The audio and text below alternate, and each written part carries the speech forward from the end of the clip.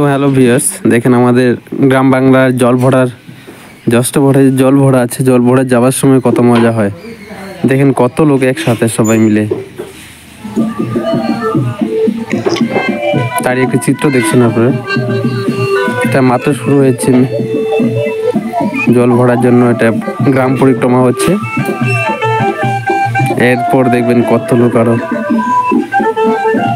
দেখেন কত লোক সবাই আনন্দ করতে করতে যাচ্ছে। ব্যান্ড পার্টি, মাইক সব নিয়ে একদম নাচতে নাচতে পুরো মজায় মজা।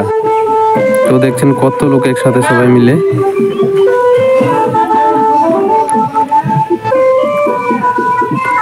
মোবাইল দিয়ে ক্যামেরা করা, ক্যামেরাটা সেরকম ভালো ওঠেনি,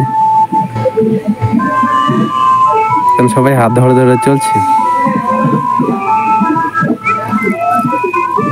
তো ভাবুন, মাত্র শুরু হয়েছে, তাতেই কত লোক, শেষে অবধি কত লোক হবে। এটা হচ্ছে আমাদের পলিমাটিতে সব থেকে বড় একটি অষ্টপ্রহর হয়। এখানে এবারে শম্পা গোস্বামী আসছে।